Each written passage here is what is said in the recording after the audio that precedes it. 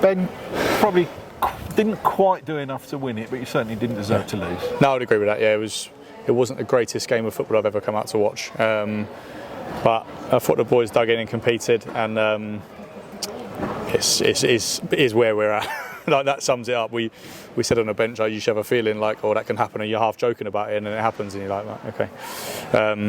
So, yeah, very disappointing, and as you can imagine, the dressing room is how you'd expect. Just felt like the big moments didn't go your way.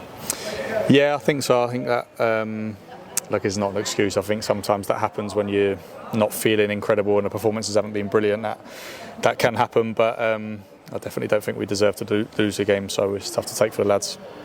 The goal must have been a difficult one to take 5 minutes into added time. Did you feel it was a free kick? It's potentially soft. I'd have to see it back, but I don't get too fussed by that sort of stuff. Like, if the referee's given it and we're not going to change his mind, so we have to defend the next action properly. Some good battles across the pitch though, weren't there? Particularly at the back there with Sanders against Gladwin when he'd come on.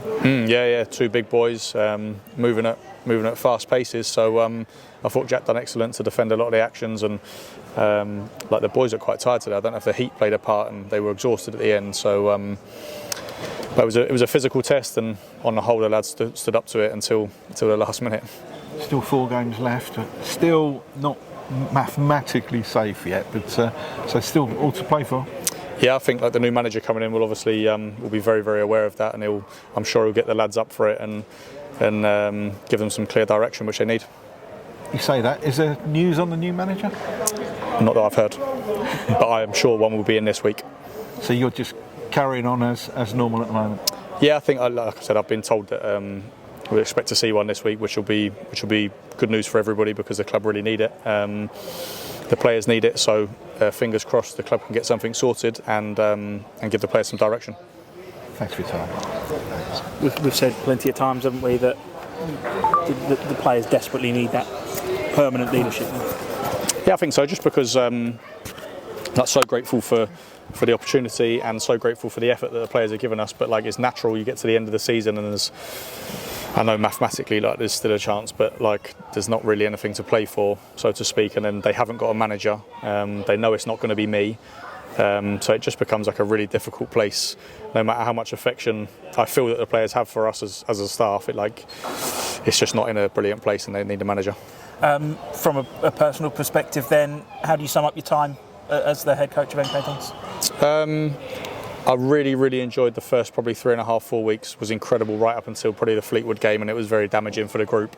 And then from that period on, it's been tough, and there's been a lot of lessons that I will take. It's definitely consumed a lot of my energy, and a lot of learning. So it'd be great to look back on and reflect on, and I'm sure I'll take a million lessons from it. But recently, very disappointing.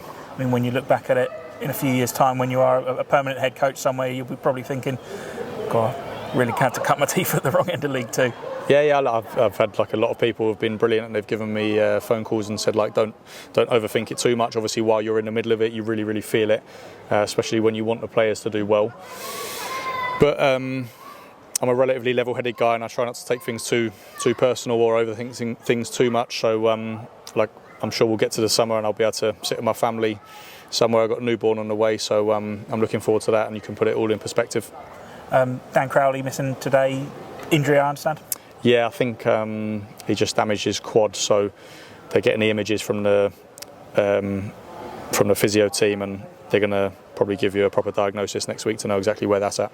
I suppose it's at that point of the season where, with 3-4 weeks to go, we start to say going to miss the rest of the season, but potentially see him again this season. In all honesty, I don't know. I've not had the results on the images yet, so I know he'll be chomping at the bit to get back, but we'll just have to see where it is. And Joe White coming back after a few games out as well.